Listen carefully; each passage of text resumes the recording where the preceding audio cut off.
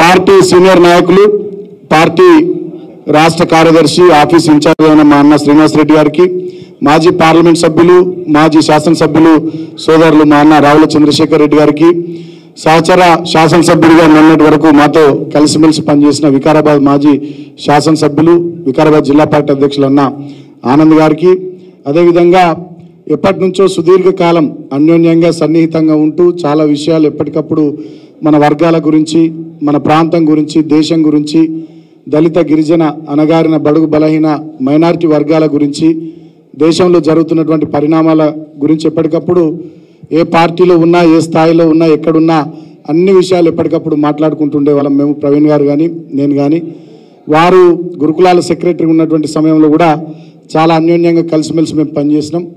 తదనంతరం వారు ఒక లైన్ తీసుకొని బహుజన పాలిటిక్స్ అనేటటువంటి ఆలోచనతో బహుజన సమాజ్ పార్టీలోకి వారు వెళ్ళినటువంటి సందర్భంలో కూడా ఎక్కడ కూడా వ్యక్తిగతమైనటువంటి విమర్శలు చేసుకోకుండా పాలసీల మీదనే మాట్లాడుకుంటూ నిరంతరం చర్చోపచర్చలు చేసుకుంటూ మన వర్గాలకు ఏం చేస్తే బాగుంటుందనే ఆలోచన ధోరణితో ఒక సామరస్యపూర్వక వాతావరణంలో ముందుకు సాగినాం.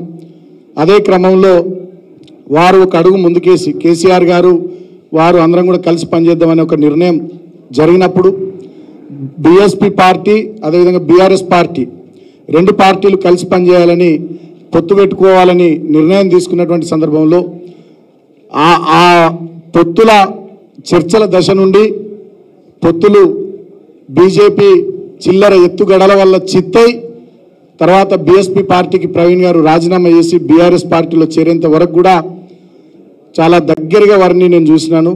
నిజంగా మన వర్గాలకు కానీ ఈ ప్రాంతానికి కానీ డెఫినెట్గా ఏదైనా చేయాలనేటటువంటి ఆలోచన ఉన్నటువంటి ఒక కమిట్మెంట్ నాయకుడు ప్రవీణ్ గారి వల్ల వారు అలాంటి నాయకుడు వాళ్ళ పార్టీలో చేరినటువంటి శుభ సందర్భంలో మొన్న కేసీఆర్ గారి నాయకత్వంలో ఈ కార్యక్రమానికి నేతృత్వం వహించి రాష్ట్ర వ్యాప్తంగా ఉన్నటువంటి బీఎస్పీ శ్రేణులు కానీ, స్వారోస్ కానీ, ఇతర వారి అభిమానులు కానీ, అనుచరులు కానీ అందరినీ పార్టీలో వాళ్ళంతా కూడా మన కొద్ది మంది అందుబాటులో ఉన్నటువంటి వాళ్ళే లిమిటెడ్ మెంబర్స్ చేరినారు. ఒక 400-500 మంది, మిగతా వాళ్ళు 1000-1500 మంది చేరుతా అంటున్నారని చెప్పి ఇవాళ డేట్ పెట్టుకొని ఈ కార్యక్రమాన్ని పెట్టుకోవడానికి ప్రధానమైనటువంటి కారకులు ఆర్ఎస్ ప్రవీణ్ గారు. నిజంగా వారికి హృదయపూర్వకంగా నేను కృతజ్ఞతలు తెలియజేస్తూ ఉన్నా. ఎందుకు తెలియజేస్తూ ఉన్నానంటే వారు చేరేటి రోజు ఒక మనిషి ఒక మాట మాట్లాడిండు. ఈ రాష్ట్రానికి ఇలా ప్రభుత్వ అధినేతగా ఉన్నటువంటి ఒక మనిషి వారు చేరేటి రోజు ఒక మాట మాట్లాడిండు. ఏం మాట్లాడిండు? నేను ఆయనకి ఇది ఇస్తాన్నా, అది ఇస్తాన్నా, ఆయన ఇటు దిక్కు వస్తలేడు, అటు దిక్కు పోతున్నా అని చెప్పి చాలా సర్కాస్టిక్గా ఎటకారంగా ఆయన మాట్లాడిండు. దానికి మంచి మూతోటి జవాబు ప్రవీణ్ కుమార్ గారు చెప్పినారు. నువ్వు ఇది ఇస్తా అది ఇస్తా అంటే చిన్నపిల్లలకు కదా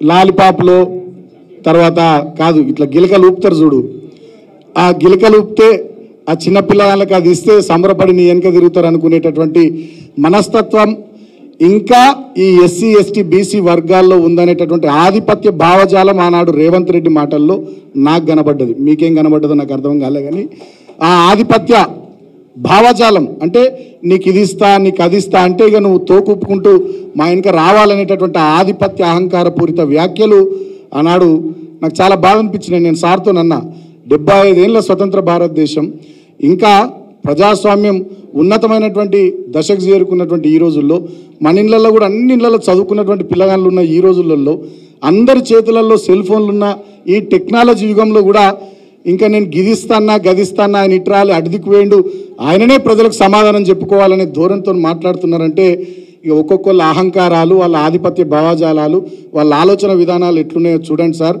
మనం ఇటువంటి ఆధిపత్య భావజాల అహంకారపూరిత ధోరణిని దెబ్బకొట్టడానికి కేసీఆర్ గారి నాయకత్వంలో ఈ బీఆర్ఎస్ పార్టీ గట్టిగా పనిచేయాలి సార్. దానికోసం మేమంతా మీతోని అడుగులు అడుగై ఉంటామని చెప్పి ఆ రోజు నేను సార్కి చెప్పడం జరిగింది. వారు కూడా చాలా చక్కగా ఆ రోజు ప్రెస్ కాన్ఫరెన్స్లో ఒక విలేకరు మిత్రుడు అడిగితే చాలా మంచి విషయం చెప్పినాడు. ఈ విషయం నేను ఎందుకు చెప్తా ఉన్నానంటే మీకు సమాజంలో ఉన్నటువంటి పోకడలు కానీ, సమాజంలో ఉన్నటువంటి ధోరణులు కానీ వాటన్నిటినీ మన వర్గాలుగా మనం ఒకసారి ఆలోచించాల్సినటువంటి అవసరం ఉంది, అవగాహన పెంచుకోవాల్సినటువంటి అవసరం ఉందని నేను మరొకసారి మన వాళ్ళందరూ కూడా గుర్తు చేస్తూ ఉన్నా. నిజంగా అందరం కూడా తెలంగాణ ఉద్యమంలో అన్నాడు మేము కష్టపడ్డాం, చాలామందిని కష్టపడ్డాం. మీరు గమనిస్తే దెబ్బలు తిన్నాం, జైళ్ళకు పోయినాం, కేసుల పాలైనాం, ఇబ్బందుల పాలైనాం, 45 రోజులు 50 రోజులు 30 రోజులు ఇట్లా జైళ్ళల్లో ఉన్నాం మేము చాలామంది. ఒక్కొక్కరి మీద 200 పైచీలకు కేసులు ఎదుర్కొన్నటువంటి సందర్భాలు. ఆనాడు తెలంగాణ ఉద్యమంలో విద్యార్థులుగా ముందు వరుసలో ఉన్నదంతా ఈ దళిత బహుజన గిరిజన విద్యార్థి నాయకులే.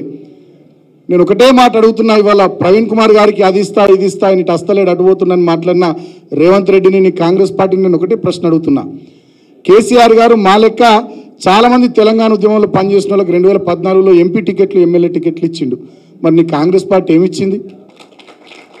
ఒక పిడమర్తి రవికి ఆనాడు ఎమ్మెల్యేగా అవకాశం ఇచ్చినారు, ఒక బాల్క సుమన్కి ఎంపీగా అవకాశం ఇచ్చినారు, ఒక గాదర్ కిషోర్కి ఆనాడు ఎమ్మెల్యేగా అవకాశం ఇచ్చినారు, ఆనాడు కళాకారుడు ఉన్నటువంటి రస్మై బాలకిషన్ గారికి ఎమ్మెల్యే కేసీఆర్ గారు అవకాశం ఇచ్చినారు, ఉద్యోగ సంఘం నాయకుడు శ్రీనివాస్ గౌడ్ గారికి అవకాశం ఇచ్చినారు, డాక్టర్స్ జేఎస్ నాయకుడు బూర నర్సయ్య గౌడ్ గారికి అవకాశం ఇచ్చినారు. ఈ పేర్లు వీళ్ళ కులాలు చూస్తే కూడా మీకు అన్ని విషయాలు అర్థమవుతాయి. కేసీఆర్ గారి ఆలోచన ధోరణి ఎట్లుంటుందో దాన్ని బట్టి అర్థమవుతుంది. అట్లా సబ్బండ వర్గాలు, అన్ని వర్ణాలు అందరూ కూడా ఎవరెవరైతే ఉద్యమంలో పనిచేస్తున్నారో వాళ్ళందరికీ ఎంపీలుగా ఎమ్మెల్యేలుగా అవకాశాలు ఇవ్వడం కాకుండా ప్రభుత్వం వచ్చిన తర్వాత కూడా చాలామందికి అవకాశాలు ఇచ్చారు కేసీఆర్ గారు. కార్పొరేషన్ చైర్మన్లుగాను, ఎమ్మెల్సీలుగాను, జిల్లా పరిషత్ చైర్మన్లుగాను, గ్రంథాలయ చైర్మన్లుగాను, అవకాశం ఉన్న చోట జడ్పీటీసీలుగా, ఎంపీపీలుగా, మున్సిపల్ చైర్మన్లుగా రాష్ట్ర వ్యాప్తంగా చాలామందికి అవకాశాలు ఇచ్చి బహుజన నాయకత్వాన్ని బహుముఖంగా అన్ని విధాలుగా ప్రోత్సహించినటువంటి నాయకుడు కేసీఆర్ గారు.